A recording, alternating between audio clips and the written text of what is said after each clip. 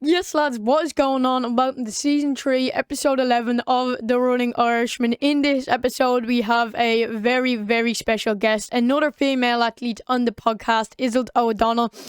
Iseult is a Raheny Shamrocks athlete who also trains up with Dublin Track Club with Phelim Kelly. This is a very, very interesting episode as during her time in college, Iseult had quite a difficult relationship with running, picking up a few injuries and just kind of adapting to the college lifestyle a little bit more and pushing running maybe to the back and not as focused on it as she may have used to being. But then after a few injuries that we got deeper into in this episode, and with the help of Phelim and her club Raheny Shamrocks, she then ended up last year picking up gold in the 800 metres in the outdoor All Ireland Championships, and also second in the 1500 metres. So yeah, Iseult has a very, very great story and I can't wait for you guys to hear it. Again, I don't want to kind of make it a thing, but we do need to have more female guests on the podcast. Iseult kind of gave us the idea of doing like women in sport, so get like just say Iseult and then someone from like Gaelic or someone from a different sport and talk about maybe their different experiences as a woman within the sport. After the podcast was recorded, me and Iseult touch on it a little bit. But yeah, if that's something you'd want to see, make sure to hit that subscribe button, give this episode a like, or if you listen to this episode, head over to the TheRunningIrishman.official. Give me a follow to be kept up to date on future episodes that go live so you do not miss out. And yeah, that's pretty much it. I'm really looking forward for y'all to give this episode a listen or a watch. As you can probably hear, the mic quality is a little bit better. I rearranged kind of the setup a little bit and the mic is much closer to my mouth. I still have a little bit of messing about to do, I'm pretty sure, within the settings of the mic in OBS. But yeah, that's a little bit off topic. I hope you all enjoy and let's get into it. Alright everybody, we're here with Iseult O'Donnell. Thanks for taking the time out and coming onto the podcast. I really appreciate it. I'm happy to have another female guest on because you probably know it's kind of been male dominant, and I've been getting a lot of requests to have more female athletes onto the podcast. Unfortunately, I've only had one on so far, which kind of looks a bit dodgy on my end, but we'll try to get a lot more on. So for that and many other reasons, I'm really excited for this episode. So yeah, as usual, I wouldn't really do you or any of the guests I have on the podcast justice when it comes to an introduction. So do you just kind of want to take it away and give a brief background about yourself? Yeah, thanks, Killian. Thanks for having me on. Yeah, no, my name is Iseult O'Donnell, as you know. I'm an 800-meter runner from in Dublin Track Club. I've been running since I was I've been running in Raheny Shamrocks actually since I was about 15, 16. Yeah, and that's a brief introduction for me. Like a lot of guests on this on the podcast too, they give quite humble introductions, so it gives us a good way to jump into things. Before we kind of get into the running side of everything, I know you were obviously very sporty from a very young age. So what, like, before you hopped into running, was there any other sports that you liked doing or that you just done? Yeah, so when I was younger, I basically didn't really get into running training, I guess, until I was about 15 or 16. I didn't join Raheny Shamrocks till then, but before then, since I was about, I'd say 8 or 9, I was playing. I think the first sport that I took up was camogie. No, it wasn't camogie, actually, sorry, it was Gaelic football. I played on the under-9s boys team. There was no girls team at the time, but eventually there was one made around, I think it was under 11, but before then I was playing in the boys team, and I actually think there's a tape of us playing, and I remember seeing myself kind of staring at the ball. I think it was against Vincent's at the time, but yeah, no, it was yeah, it was funny. It didn't click for me for a few years, but eventually did. But then I was playing a bit of camogie. Then there was a camogie team. I'd say it was under 10, around the same time as that. I played other sports like basketball in school and for Portmarnock, and that GA was for Naomh Marnogue and Portmarnock, and I would have played a little bit of, I think I played a bit of soccer for community games, but that was only one summer, and I did a bit of judo as well, and then yeah, it kind of took me a while then to get to the running, but there was always a bit of running in the background. In terms of, like, in primary school, our principal was quite good. He'd he'd get us every Friday to do what he called cross country, and I think it was probably like 800 meters you'd run, like kind of like the daily mile, but only on a Friday, Yeah. and probably only about 800 meters. But yeah, before athletics, I kind of played a lot of sport. I kind of played Gaelic games kind of up to the age of about 16 or 17 when when the leaving cert came, obviously it was, decide on one thing. So you could do one thing and then you could do your study as well. And yeah, no, that's what kind of led up to it there. So I was always kind of active in that. And then I wasn't like athletics wasn't really dominant in school or anything like that. There was just a bit I didn't join. I remember actually Raheny Shamrocks was mentioned to me when I was in fifth class by one of the girls who's a member of them as well. And I remember looking at it back then when I was about, I think your fifth class, you're about 11, I think. Yeah. Yeah. And I was like, and I'll do it another time. And it actually took me like a good few years then into secondary school to join. Yeah, so that was quite the build up until actually joining running. But you sent me on an article there, and in the article I read that you actually got on the Dublin camogie team for under 16s, and that was about the time when you start picking up running and you start doing it for a team. So maybe like within your Gaelic before you even joined running to get to that level, could you always see that maybe you were fitter and faster than some people? And also when you started running, did the camogie training, because I know even at a young age the intensity and the volume of training can be quite hard, so did the camogie training take over from the running a bit? I actually, do you know what? It's kind of blurry for me which one was overlapping a lot. So yeah, under 16, and I was playing Dublin. I wasn't like I didn't play very long because that was the time when I decided. I think the training was on a Friday evening and a Sunday morning, and I remember realizing like I didn't really want to play on the Dublin team as well. And obviously there was probably a selection process. I can't really remember, but I was playing with it for a bit and then I left. I played a few games.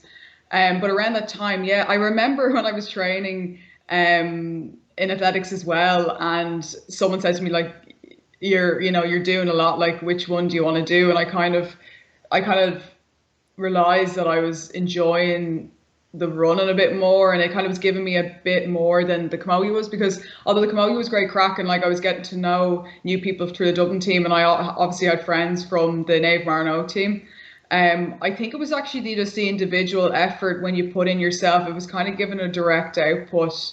You're kind of seeing progression in yourself. And I loved camogie. Like I loved the skill side and also obviously the running side. So I was playing midfield, and I think what I call my trick was to, when the ball be thrown in, I tap it and then just try and get it furthest away so I could run and pick it up and just run with the ball. Like Yeah. and that's what I knew that was my strength, was the running in that.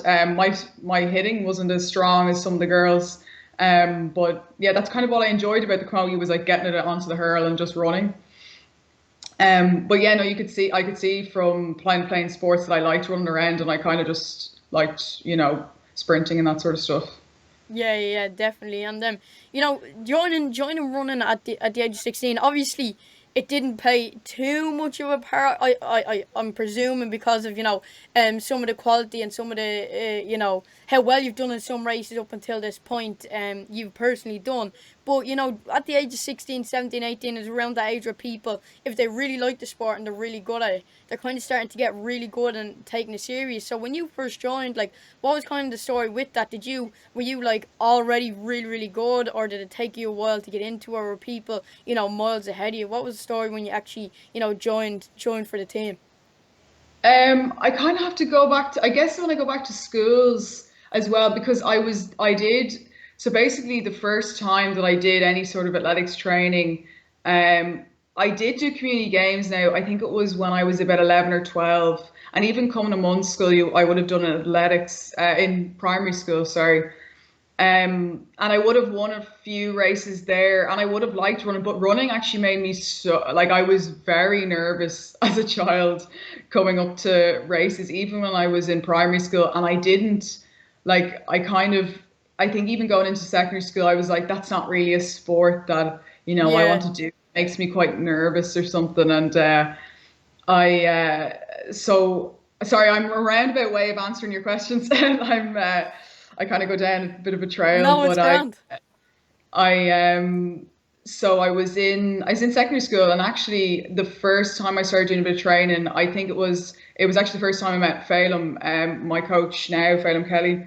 I remember I think it was in first year, and I saw there was athletics going on, and I said to him like, "Oh, when is it on?" And he was standing in front of a board that said Tuesday and Thursday, but obviously I wanted to kind of, Ease ask him if into it, he kind know. of. Yeah. Yeah, exactly. Yeah. And he said, yeah, just come down Tuesday and Thursday. And was doing a little bit of running like around Santa Sabina, the secondary school I went to in Sutton, up and for a year or two, and that's when then I joined Raheny Shamrocks. But yeah, no, I did all right in the cross countries in first year and second year before I joined the club. I was doing all right. Like I think I would have won North Leinster's, and I definitely won a Leinster gold, I think in second year. I'm not really sure over cross country. And there was definitely like, I think there would have been like either a 500 or 1100 for first year. And I got some medal in that. Like my memory is quite blurry with these things, funnily enough, but no, I was doing all right. Like I definitely saw that there was like a little bit of I was able to like run and compete. So, when I went from primary school to secondary school, I kind of, picked it up again and kept going. So, I was doing well in races, and then I stopped doing cross country. I think it was in third year because I thought it was too long. Um, and funnily enough, it like I look back now, I think the girls is like 2K, and actually recently it's been increased, which is a good thing, Yeah. it doesn't need to be so short. Might be 3K or something like that now. But yeah, no, I stopped doing it, but I was still doing the track, and I think it was like fourth, fifth, and sixth, maybe third, fourth, fifth, and sixth. Started doing a bit of 800 and that. So yeah. Yeah, no, that's really interesting. It just shows the level that you are today. It kind of that natural talent, you could even say, kind of kicked in really early on. But I know in primary school you're doing bits of running here and there. But would you say if properly with Raheny Shamrocks or an actual athletics team, any athletics team, if you picked it up maybe a little bit earlier, do you think things may have turned out a little bit differently today? Just because, as you saw, how naturally talented you actually were. Funnily enough, I'm actually reading a book called Range by David Epstein, and it's all about, specialization versus generalization. No, I actually do think that like if you kind of play a lot of sport, you dip your foot in or dip your hand in loads of baskets when you're younger, you find out what suits you, you find out, if you like ball games or if you like dancing or if you're good at running like a kind of a base sport, like if you're good at weightlifting or something like that, or swimming. Like I think it's good to try all those little bits, and it's even the same with playing an instrument, like or doing playing chess or something like that. I really wouldn't be a put my all my eggs in one basket, particularly when I was a teenager. And I enjoyed like the variety of doing different things. Like I loved being like, oh yeah, I play like four or five sports. Yeah. Like I loved and also just get knowing people and getting to know people and people from different backgrounds. And in certain sports, you'll only get to know people from one background, and in others, you get to know others. So I think that played a huge role in just like giving a natural fitness. Like I do think like it's good for kids to play a variety of sport up until the age of 15, 16 even. Like I don't think you need to specialize so young. I even saw there, I think there was, this is a while ago now, I can't remember if it was the FAI, we were talking about over specialization of young footballers at 12 to keep up with, development. And I Yeah. just thought so, and it was renounced by, sports scientists such as Ross Tucker and that. I thought that was crazy. Definitely. Um, So yeah, you kind of feel like it was good when you joined that little bit of a later age, that you were you're not to sound bad, but like nobody within the running world itself knew that you were a really big name, so you weren't really specialized straight away from a young age. That kind of took off a bit of weight off your shoulders, and then you could just put the head down and come out on race day and just do what you had to do. Yeah, I wouldn't say that I was anything special now, to be honest, but thank you. But yeah, no, yeah, I thought it was nice to be able to do a few sports, and then like obviously I was always doing a little bit of running all the time. It's always been part of my, just my general living and stuff. So, I would have always done a bit, but like yeah, I guess it wasn't until I think it was until I can't remember, it was under 16 or under 17s, and I won an All Ireland 800, and I think that was kind of a medal. When I won that, I was thinking, oh no, this actually, I would actually like to invest more time in it. And I think then from then I invested a bit more time Yeah. in it, and that probably coincided with when I quit the Dublin Camogie team as well. So yeah. Yeah, no, that's really interesting. And as you said there at the start, you started off running with Raheny Shamrocks, and then you moved on to and where you are today is Dublin Track Club. So I know Phelan was your coach when you started. By the way, Rainy Shamrocks is still my club. Yeah, no, it's still the club, Oh, but you just yeah.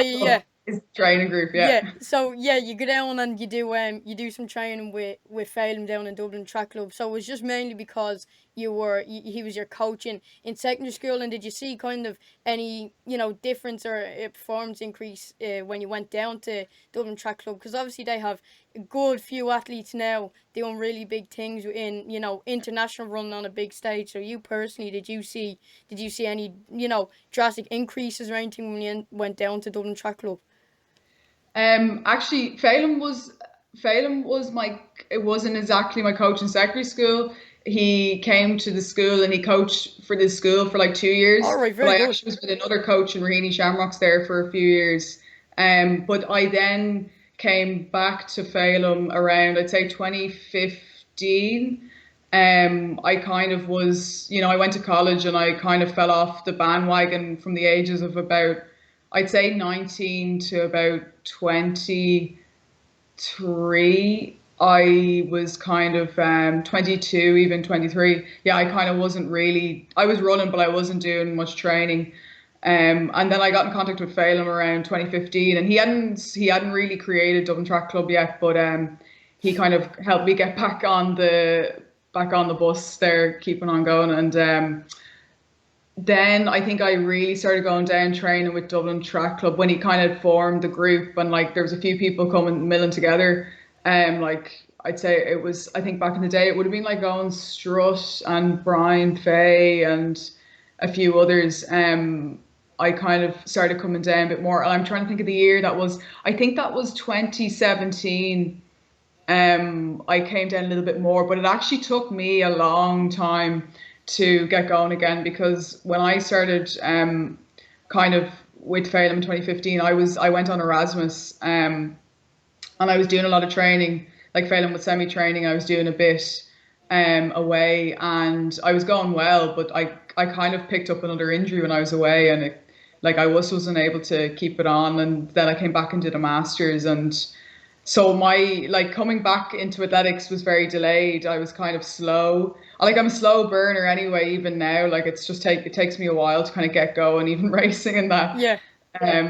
But yeah, no, in 2017 I kind of got back on it, and then in 2018 I started seeing more improvements. I came third in the national 800 outdoors, and I kind of was like, oh, I kind of see the bit of racing that I had before when I was a junior. I was kind of, the times were kind of coming back again, and I decided I wanted to invest more time again. And then I was actually working in the ESB after my masters. I worked there for until the start of 2019, and I left my job there, and I took like 2 months out, and I just started doing a lot more training. I just kind of tried to be like a full-time athlete for 2 months, and like I came on and off a lot in that period of time. And it kind of showed me like if you do, you do focus, and also you get your rest and recovery, and you just train properly. or try to train properly, you'll kind of make gains. And then I got my current job as a research engineer in Trinity, and I was able to like I work 80%, so I'm able to devote more time to that. So like it's kind of been a process, like a slow process, but then again it is like athletics, particularly like, you know, your endurance events and that. Like I know I'm still running 800, but I'm kind of trying to branch into 15 as well. And like you do have to do a lot of that strength and endurance training. It just takes a long time to kind of build it up, and it definitely does take a long time for me. But like I do see, like, I even from when I began, I started seeing gains, and like even each session, you know, little improvements, and like you kind of feel this like, oh, that's, you know, it's a building block, you know, I'm kind of improving off that. And it kind of gives you a bit of confidence when you start to improve and improve. And I kind of picked up a few injuries like Achilles tendonitis and that, which kind of slowed down progress. But I think for a good while now, I've been good at kind of managing injuries. And like when you can manage your injuries, like you just build a training on top of it, and you're building your 12 weeks, your 24 weeks, whatever. And you just start to feel like, you know, you're making gains and you're feeling fitter, and yeah. Yeah, no, that's good to hear. And like from, a few things that I have down here, it's good to see that, training with Rahini and training with Dublin Track Club and all that is coming together for you, and you're kind of starting to, as you said, put those building blocks back together and see the training really come together. Kind of just to take it back a little bit, you mentioned there that you kind of fell off a little bit while you were in Trinity, and I know that you picked up a couple of injuries, but before the injuries, in what way did you kind of fall off? Did you kind of just, get caught up in the college lifestyle, the parties every now and then, the going out with friends, and then running kind of just slipped away from you? And then kind of when the injuries came as well, that kind of just, that was kind of kicking it while it was down as well. Yeah, it was kind of, I think at the end of secondary school and then the beginning of college, I think I kind of lost, not the graw for it. I kind of had, wasn't, I didn't see, you know, where I wanted to go with athletics. And like I was going to college and I was studying engineering. And like, to be honest, like it was a difficult course, like especially in first year. First year's almost a weeding out. So, you know, it's hard, and you're doing about 20 subjects, and you have about 40 hours a week, and then you have about 20 hours of study.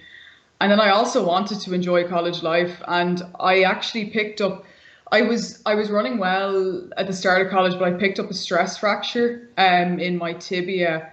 And I think it was just because I'd increased my mileage a bit, and I'd never been used to that. Like I'd done a lot of kind of 800-meter style training, like, you know, loads of 200s. Yeah. And so I wasn't used to doing like this, any sort of runs. I think my longest run was like 40 minutes or something like that. I'd never really run an hour or any long run or anything like that. So when I started doing a little bit more in college, I probably wasn't recovering either, because I was going into college, into lectures. Then I probably wasn't able to like get all the food in I needed to get in, and I picked up a stress fracture. And yeah, I think I just kind of fell off from then, because, you know, it kind of snowball effect. I think I ran well. I ran okay. I ran close to my PB then in the following summer, but I wasn't putting it together, and I just didn't, I kind of was enjoying going out as well, and enjoying like college life, and just, I was actually part of the athletics club there as well. And like, that was like good crack as well. It wasn't just for people who wanted to run, like it was for socializing too. So like, you know, I enjoyed that end, and like, I don't regret any of that, like just enjoying college Yeah. life. And it's an experience, and like I can take it away, and like it builds me who I am, whatever. Um, but yeah, no, I just kind of fell off then. And then second year was the same, got a little bit of an injury. And then into third year, yeah, I got another stress fracture when I was in third year, or stress reaction or something like that. And I was always like aqua jogging or doing something, but I obviously wasn't like, my aqua jogging was like, you know, going into the pool and like doing a little bit of exercise. It wasn't anything like doing, you know, 2 million lengths of the pool and Yeah. trying to keep, like, I probably was just trying to, you know, kid myself into thinking I was doing a bit, and I wasn't really. And then so like in third year, I got another stress fracture, and then I was like, yeah, this isn't really working anymore. No, definitely, and it must have been really, really frustrating. Would you say kind of that when you got the first one, when you start increasing your mileage slightly, when you first got into Trinity and start training there, you were kind of like, right, you can see what you can do with that, like maybe increase your mileage a little bit slower, recover from the injury and get back into it. But then would you say when the second and third one especially came along, you kind of just all hope went out the window.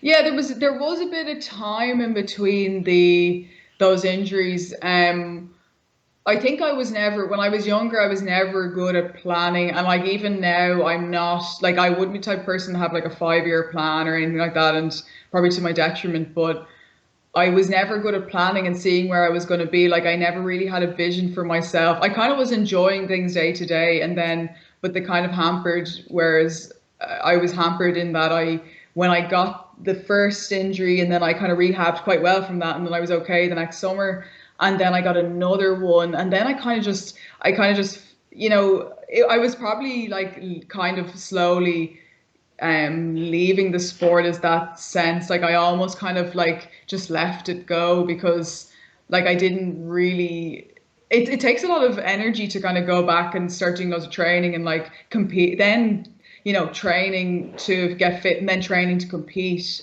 and then competing to win. Like there's all different steps, and I kind of was not I couldn't I got so far away from that, like I couldn't see it anymore, if you know what I Yeah. mean.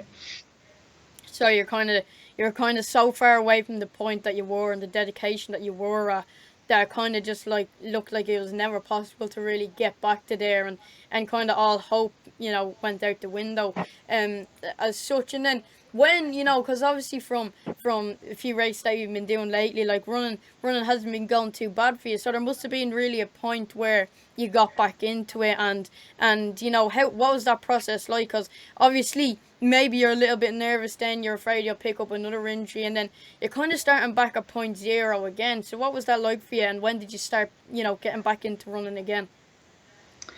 um Yeah, I guess when I was, so I said to you, yeah, I think around 2015, I think I was got in contact with Phelan and I started doing a little bit more again. And then 2016, when I was away, yeah, I was kind of, I was starting to do a little bit, like the training was a little bit different. So what Phelan was kind of given to me was, it was kind of more like longer stuff, like slower running and that. And yeah, that kind of it kind of I was slowly introduced to a different type of training, and like it was like it's kind of sorry how to explain it. It's kind of like you take your time with it, and I guess with that I kind of noticed that I wasn't picking up as many injuries. Like I think the it was more as well intensity um that was causing those type of things, intensity and then like not recovering. Um so when I was kind of like doing different training, the process, like it's slow, but I kind of when, as I said before, like I kind of started to see like gains, and I'm kind of stubborn in a way as well. Like I'd kind of, sometimes like the roll with it thing works in that like if things are going well and you roll with it, like they keep going well. But like back when I wasn't paying attention to my training and that sort of stuff, and I kind of was just expecting things to happen. I was rolling but in a bad light, and Yeah.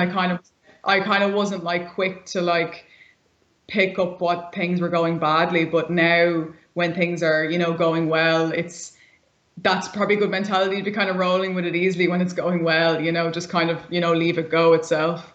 I don't know if I answered your question, sorry, I'm kind of No, you're grand. No, it just you did answer it there at the start. There, you were saying that you were in touch with Phelan, then you done the Erasmus, and then as you said, things just kind of picked up from there. In terms of the Erasmus, like what was that? You went over to Milan in fourth year, and what was that? What was that kind of like as an experience? Did you do a lot of running over there, or just kind of what was that like? Yeah, no, that was like I really enjoyed my Erasmus over there. Like I think what happened was I forgot about studies, and I at the start I just kept I actually just like I actually did a lot of running at the start there because I had loads of time. I was this first time I'd actually lived away from home, apart from obviously the Gaeltacht and like some, Yeah, yeah, some things. So I was, buzzing. I was away from home, yeah, and I really enjoyed Erasmus. I met loads of people from different backgrounds and different countries and that. And I actually was doing a good bit of running, and I was living in a place called Bovisa, which I wouldn't recommend anyone to visit in Milan. Really? Um, but I had a nice park like called North Park there, and I'd run up to that, and I just do a few runs, and I actually ended up getting to know a few people on my course.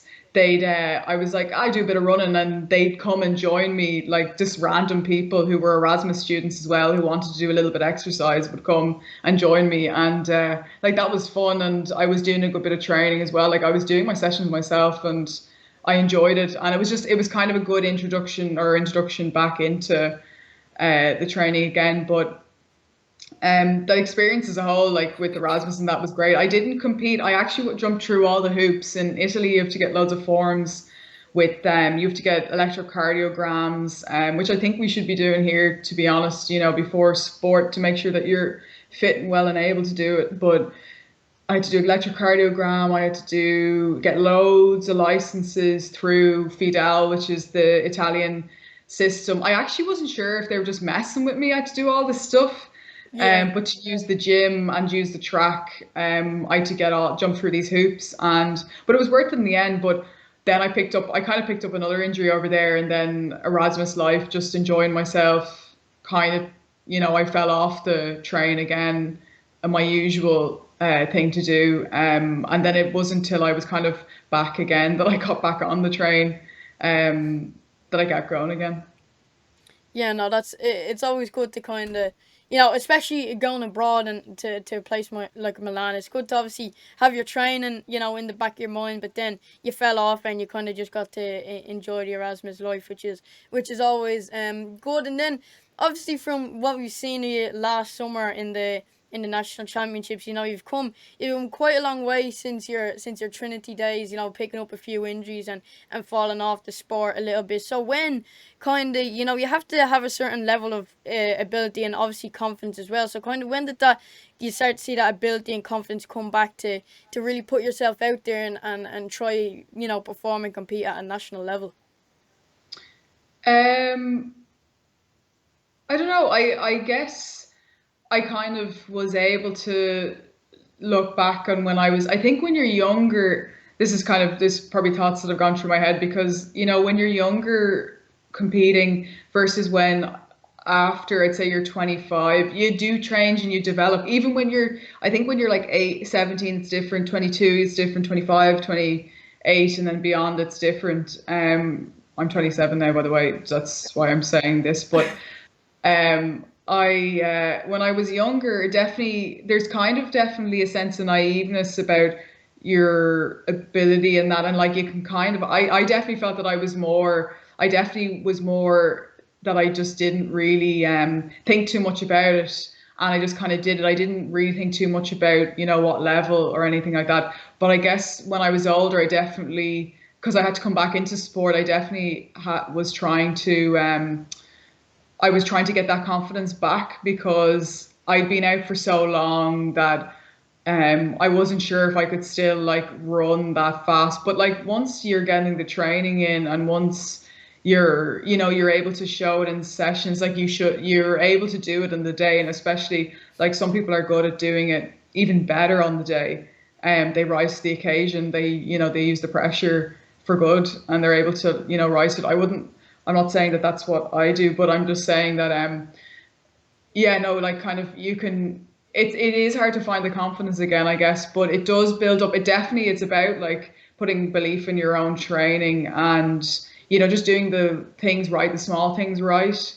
And then just being like true with yourself and that sort of stuff. And I was able to kind of, I was lucky that um I wasn't lucky, but it was kind of a good step that I'd gotten that medal, because like maybe if I hadn't, maybe I kind of it not I would have kind of went, oh, I'll just keep training for, just to train or whatever, not Yeah. to compete. Like, it's good to kind of have these milestones along the way, and they kind of give you a little bit of push and a little bit of belief in yourself, and they're good, those points. But like obviously you kind of you have to do it because you're enjoying it as well, which I am. So I'm like, I think that's what I really learned when I came back and doing more trainings, that I was just enjoying the training a lot more. And like, it's funny, it's like I enjoy like the process, and I enjoy the lifestyle of kind of training, relaxing, that sort of thing. So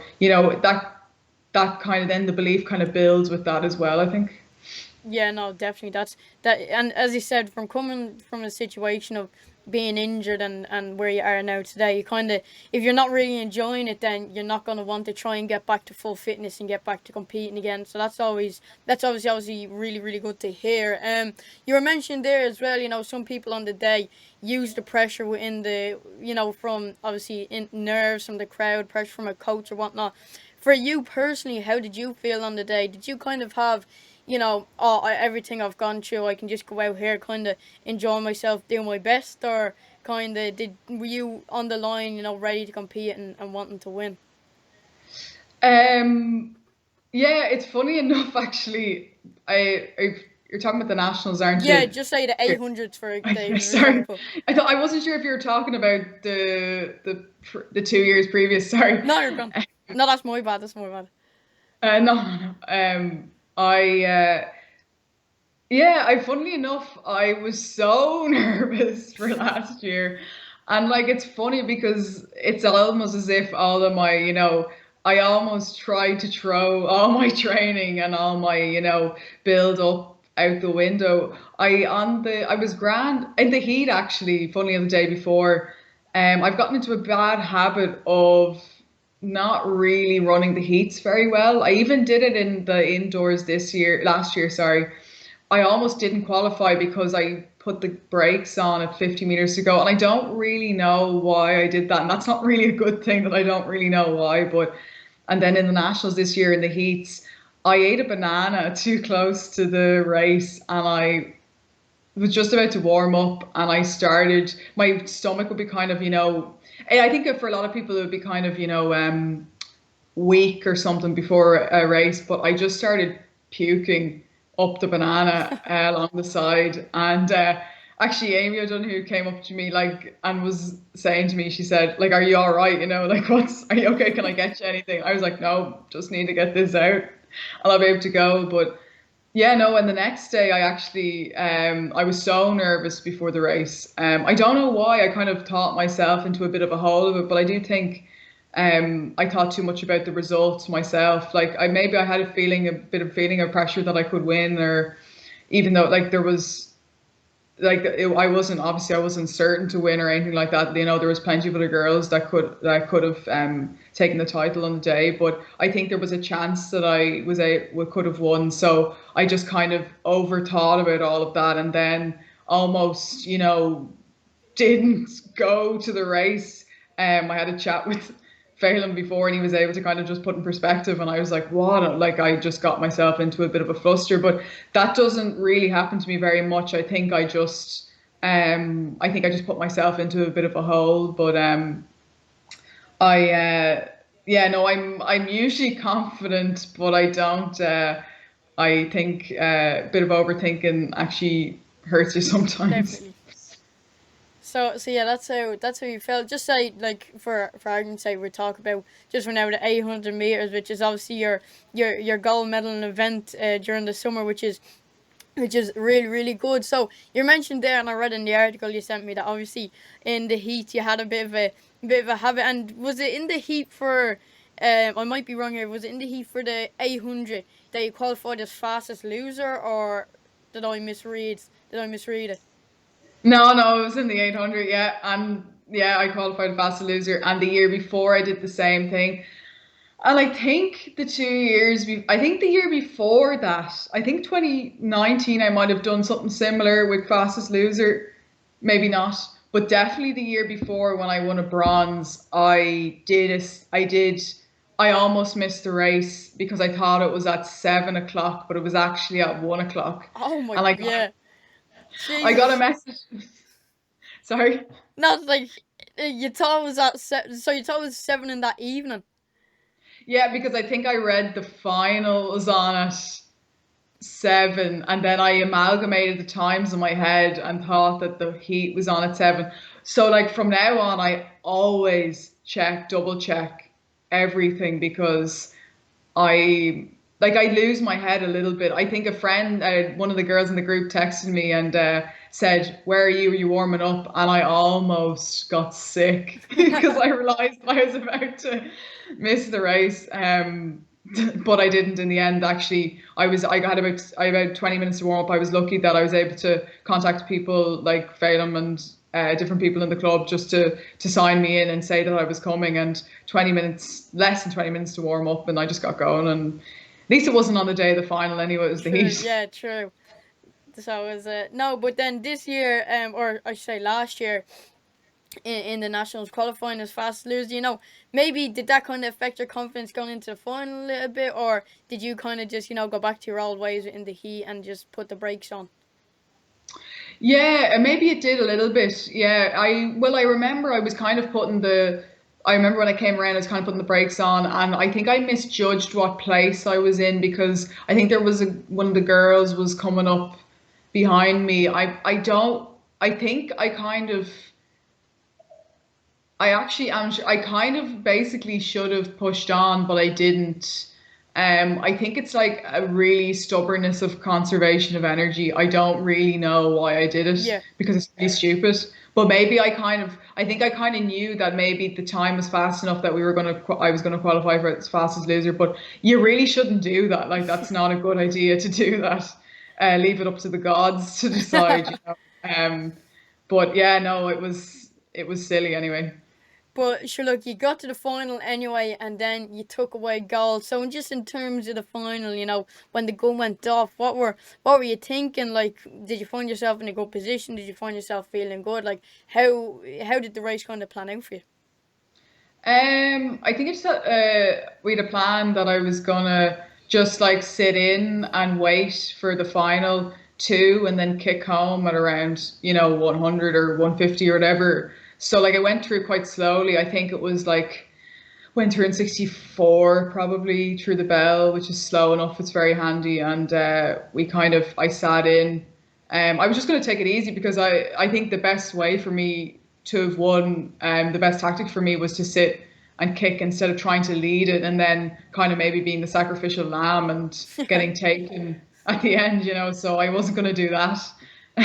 But yeah, that's like some days warrants, pushing on and trying to get a good time. But like when you're at a competition race, it doesn't, that's not the right thing to do. So like you need to play to your strengths, and that's what I did. So, it worked out.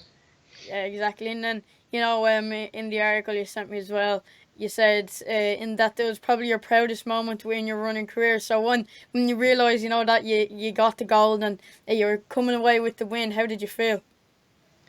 Yeah, no, I felt elated. Like I think you saw the pictures. I kind of probably over, like I kind of over. I shouted across the line. That wouldn't usually be my forte, but or what I do. But no, I was really happy because I think I just felt a lot of build up of pressure. So it was good to kind of get that and release it and just, have celebrate at the end. And like I think it was one thing is obviously that we were so lucky that we could have, the national championships with COVID, but like it was sad that there wasn't, friends and family and that there was obviously a few friends, athletes who were there luckily at the end. But like obviously there wasn't like you couldn't have, your coach and then like you wouldn't have your mom or dad or extended friends and family and like having the big like doing I don't know if I wouldn't have done a lap of honor or anything like that, but like you want to like if there was that opportunity like you wouldn't do it in the empty stadium, No, like you'd want definitely to not. do it.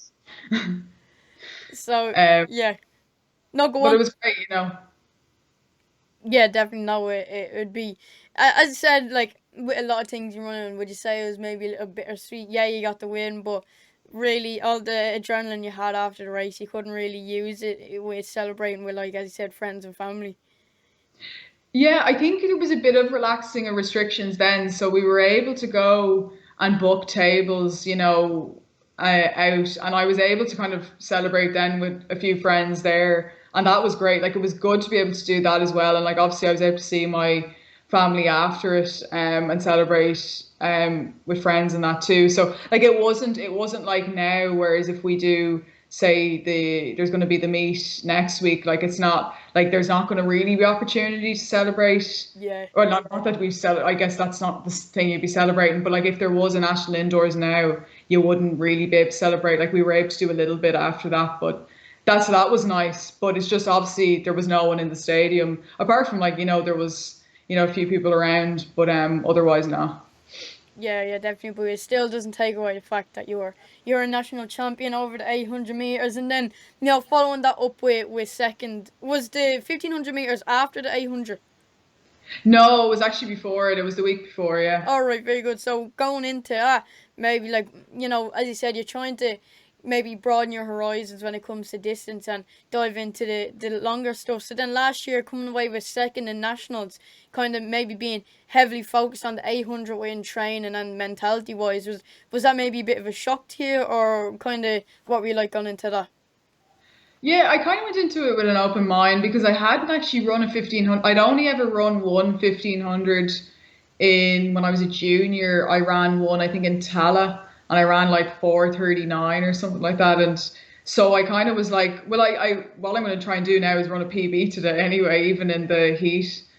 And no, it was a good experience. Like I do remember going around and thinking, wow, this is so long. Like I hadn't run a longer race. I think I might have run a bit of a 3K a year ago or a year previous to that, but or even 5K on the road is it's just a bit different. So on the track, the 15 felt long, but no, I kind of kept an open mind, and I just thought I kind of approached that race better, not tactically better, but like better in terms of I'm just gonna, clip in behind someone and then just, try and do my best at this. Like it's a new thing, it's gonna hurt in a different way, be willing to, experience that and just go along with it. I kind of was just like going along with it. I didn't feel much pressure on it. So, but then like it kind of made me think like, oh, I should probably invest a bit more time in the 15 anyway. Yeah, no, no, definitely, and hopefully, if there's some outdoor races this summer, you can, or even win the indoors, you can, prepare maybe a little bit more for the 1500, and you never know, that might become your main event. We'll have to wait and see. Yeah, no, for sure. Yeah, no, hopefully I'll be able to race a few of them and see how it goes. Yeah. Yeah, definitely. And you were telling me there, last week, or just a few days ago, that you were able to pick yourself up a race on Saturday just gone. So, what was that race? Was it an 800? What kind of race, and how did it go for you? It was the pre-meet of the Mets athletic meet, which you might have seen a few other Irish athletes at. Nadia Power was running in the A800. I was in the B800, Yeah. and Sean Tobin had a great one as well in the 3K there with Paul Robinson pacing. So yeah, no, that was a great meet to be in. Like I was in the pre-meet, but it was great to be there. Like I ran a PB 2:04.61. So I was happy that's a second half off my official my outdoor PB. So I was pretty happy with that, and I think I raced well enough. Kind of just it's mad. Like the first 200, I think was dropped in 28, and then I kind of you're trying to like not go out too hard to take the sting, but I think there was 12 people in the race, so it was an indoor race, so that's an awful lot of people. Yeah. I think I sat in eighth and then came around, but no, it was a good it was a great outing, and like it was great to see the others doing so well as well, and then watching all the like athletes. I watched the men's 1500 as well, like you had Barrega and Bergen there, and that was class, watching that race.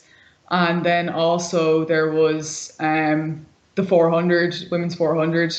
It was just cool, like being actually in a proper athletics meet. Like it was a silver meet, so I was able to kind of observe, these top class athletes and what they do, and how they go about their business. It was interesting because we actually had to all have COVID tests before we went in, and we there was actually COVID antigen tests there as well, so it was all very above board, and like everything is really like, everyone's wearing a mask apart from if you're doing your warm up and that, but like it shows that it's doable, like definitely these competitions and that. So it was great to get in one, like it really was. And like you can see everyone's taking the bull by the horns there. Like the times are far faster. I know obviously there's new spikes, new tracks that are quicker, but people are really taking the bull by the horns with their performances, and they're just going for it. And it's great to see, because like the inner times are far faster. On in general, you saw probably the races last night in Leven, Yeah. with Sege and Graf Sege, and then you saw the Wale in the 3K as well. Like it's amazing. Yeah, definitely. I think maybe the fact that the Olympics were cancelled, and some athletes were peaked for maybe around that time, and then the intensity kind of dropped off a bit, and then when they got back into full swing of training, they had so much more to give, and that's obviously set the shoes and the track. But I feel like, as you said, people took the opportunity to get fit, and kind of like last night with the 3K world record, try to go out and make something of it, because people have been missing it, and then trying to get people back into the mood of running. So it's obviously really good to see, and it just gets people prepared, and obviously gives the athletes a lot of confidence for hopefully when the Olympics comes around this year. So it's really good to see, and obviously we'll be expecting some big performances from some big athletes. But as you said, for you personally, last Saturday it was just good to be back in that running and racing environment. And would you say that kind of, hopefully anyway, if things don't get worse, kind of kicked off your indoor season? Sorry, what did you say? Oh, What just was your just in terms, if races don't go, or races continue to go ahead, you say the race last Saturday kind of kicked off your indoor season. Oh yeah, definitely. Yeah, no, like definitely. Like it was a good confidence booster as well, and just kind of like kicked it off well. Like to kick off with a PB, like is great. Like, you know what I mean. Like you can't really ask for a better start to your season. And like it gives you the confidence for the following ones to get going, and like just kind of like try and take more off that. Yeah, definitely, and hopefully we'll be seeing you in some more races over the course of the indoor, and then hopefully some bigger races in the near future. Real quick, in terms of I know personally in terms of training and obviously races, COVID has kind of affected that in a major way. But in terms of training for you, obviously races for everyone have been either postponed or cancelled. But just in terms of training, had much changed really? Were you able to still keep up to a high standard? Did you kind of take a bit of a break, let the legs rest for a while, and then get back into high intensity, or did nothing really change for you in terms of training when it comes to COVID? Yeah, no, it's an interesting question, and there's definitely pros and cons to both. I think the biggest pro for me, particularly, I work from home now, and I wouldn't really. I'm not in the university now. I don't have to commute in and out, so like that's a huge advantage in terms of recovery, and then just a little bit more flexibility with my timing. So like I'm just gonna like the pro there is that like I just have more time to myself, and it's more flexible. So that's been a huge benefit for me anyway. Now, when the thing did kick off, I actually like because I done well. I won a medal in the indoors, so I kind of it was like raring to go. Then once the pandemic kicked off, I was like, yeah, no, it's fine. Let's ignore the pandemic. Let's do your training yourself, and you'll be grand. And I actually picked up a bit of an injury then, so I actually had to take off about 2 weeks. So I slowly built up. I built up again after that, but like, yeah, definitely it did. The intensity went down a little bit for me because like there wasn't really anything in sight, and I really didn't think anything would be going on in May and in June. So I did kind of ramp it down a bit. But then we picked it up again, and there was few races in July and September, so like that was grand. And like we're doing a few time trials and that, so like realistically, like definitely hampered in terms like the new lockdown. Like obviously we can't all train together again. We can't all be out in big groups, so that's kind of it's obviously frustrating, but like I guess it's what we have to kind of do now. And you kind of just get on with it, you know what I mean? And you kind of do what you kind of have to do. And like unfortunately, I do a bit of gym work, and gyms are closed. But luckily, I was able to get a bar, so I can do some bits, and I have two dumbbells. So like I guess that's probably the biggest inhibitor. And obviously, when we weren't able to use a track and things like that, and it's quite cold at the moment too. So you kind of you'd love to be on the indoor track all the time, obviously, but Definitely. like that's limited as well in numbers and all that sort of stuff. So there is bits and bobs, but like you when you want to find a way, you will find a way. And like I guess um it's great that there has been a lot, like people have picked up the sport a lot more, like, and people in general have got it, like they found a lot of people have found their niche in terms of running. Like um my boyfriend wouldn't have run before, but like he's running like a few days a week now, which is great because he'd usually do a bit of skateboarding, but when it's wet, that's not easy to do. Yeah. So he just runs those days, and he works from home now, and it gives him a lot more flexibility. So like it's examples like that people's lives have improved in that sense. But obviously, you have like there's a pandemic, and people have died and people are sick. So like that's the reality of the whole thing too. But yeah, sorry, long-winded No, answer no, to. it's great. No, it's good. And now, as you said there, people have been getting sick and people have been passing away, which isn't great by any means. But kind of then, in a way, have to be a little more selfish when it comes to your well being as well, and kind of trying to do whatever you can to stay fit, healthy, and happy without kind of getting in the way of the pandemic, and kind of respecting that as well, and respecting the guidelines and whatnot. But no, as you said, it is good seeing people getting out, getting more active, and picking up running, which is obviously always good to see, and it's grown the sport. Really quick before I let you go, I kind of asked this question to pretty much all my guests, and I know it's quite a challenging one, and especially during these times. But maybe in short term or even long term, if you have any goals for the future, kind of what are you thinking? In athletics terms. Just really like for anything that, like, if you maybe didn't want to keep up athletics. I know that you're kind of going well at the moment, national champion in the 800 meters. Or if you wanted to maybe give it a rest and focus on maybe on more on work or studies. So kind of just in terms of life and athletics, what's kind of your thought process for the future at the moment? um I'm very, like, as I said earlier in the podcast, I'm very like, short term minded in a way. I'm short term for the long term, if you know what I Yeah. mean. So um I guess in terms of athletics, like I guess, improving my 800-meter time. I'd love to like I'd love to get the qualifier for the Euro indoor over 800 meters. Like that would be great. In the 1500, like it'd be great to kind of post a decent, like I'd take a decent chunk off my PB there from last year, because I'm doing a bit more work on that. Yeah, and like outside that, I don't know, just kind of get through the pandemic, and hopefully, like, just go day by day. And maybe, in terms of like life goals, I don't really know. I haven't really thought too much about it.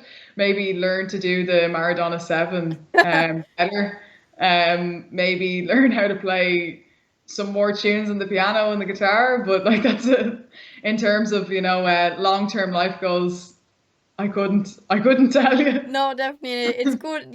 That's always a good thing to kind of, it's a bit cliche, but kind of living in the moment and focusing on challenges that are coming up, and then whatever happens after that happens, and you work through it kind of day by day, so you're not worried about the future, and then you mess up what you have to do in training or a race tomorrow. So no, that's a really good way to think about it. Iseult, this has been a really great episode. I know in terms of races and stuff, we weren't too heavy on, and it was more on your kind of recovery, and maybe in terms of your comeback to running, even you could say. So it was really good having you on. Yeah, it's great to talk to you, Killian. Thanks for the chat. Yeah, thanks for the chat. And for anyone watching or listening at home, I really appreciate it, and I'll see you all next time. Bye.